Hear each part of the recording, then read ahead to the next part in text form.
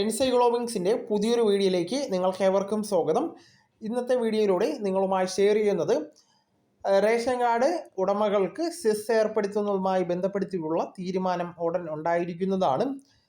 നിലവിൽ റേഷൻ അരിയുടെ വില കൂടുന്നതിന് പകരമാണ് റേഷൻ കാർഡ് ഉടമകൾക്ക് സെസ് ഏർപ്പെടുത്തുന്നത്. നമ്മുടെ വീഡിയോസ് ആദ്യമായി കാണുന്ന സുഹൃത്തുക്കളാണെങ്കിൽ അതിനെ തന്നെ ചാനൽ ഒന്ന് സബ്സ്ക്രൈബ് ചെയ്യുക. അപ്പോൾ നമുക്ക് പൂർണ്ണമായിട്ടുള്ള വിശദാംശങ്ങളിലേക്ക് കടക്കാം. മുൻഗണനാ ഇതര വിഭാഗത്തിലുള്ള നീല വെള്ള റേഷൻ കാർഡ് ഉടമകളിൽ നിന്നും മാസം ₹1 വീതം സെസ് പിരിക്കുവാൻ ഭക്ഷ്യ പൊതുവിതരണ വകുപ്പ് ആലോചിക്കുകയാണ്. റേഷൻ വ്യാപാര ക്ഷേമനിധിയിലേക്ക് പണം കണ്ടെത്താൻ ആദ്യഘട്ടത്തിൽ 1 വർഷത്തേക്കായിരിക്കും പിരിവ് നടത്തുന്നത്. തുടർന്ന് മന്ത്രിസഭ അംഗീകരിച്ചാൽ അടുത്ത സാമ്പത്തിക വർഷം മുതൽ സെസ് ഏർപ്പെടുത്തുന്നതാണ്.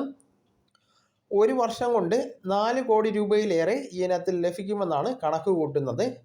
ജനങ്ങളുടെ സാമ്പത്തിക സ്ഥിതിയുടെ അടിസ്ഥാനത്തിൽ സെസ് പിരിച്ച് വരുമാനം വർദ്ധിപ്പിക്കണമെന്ന് CPM സംസ്ഥാന സമ്മേളനത്തിൽ മുഖ്യമന്ത്രി അവതരിപ്പിച്ച നയരേഖയിൽ വ്യക്തമാക്കിയിരുന്നു. വ്യാപാരികളുടെ വേതന പരിഷ്കരണവുമായി ബന്ധപ്പെടുത്തി 3 അംഗ ഉദ്യോഗസ്ഥ സമിതി റിപ്പോർട്ട് സമർപ്പിച്ചിരുന്നു.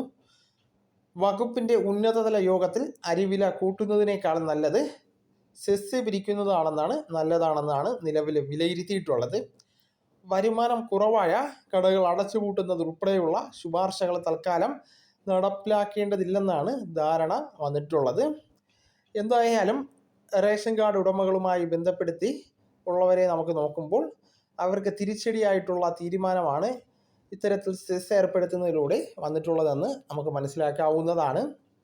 അപ്പോൾ ഇന്നത്തെ വീഡിയോ നിങ്ങൾക്ക് പ്രയോജനകരമായെന്ന് കരുതുന്നു. നമുക്ക് തുടർന്ന് വിജ്ഞാനപരമായ മറ്റു വീഡിയോസും ആനുകാലിക വിവരങ്ങളുമായി വീണ്ടും കാണാം. അതുവരെ ഗുഡ് ബൈ.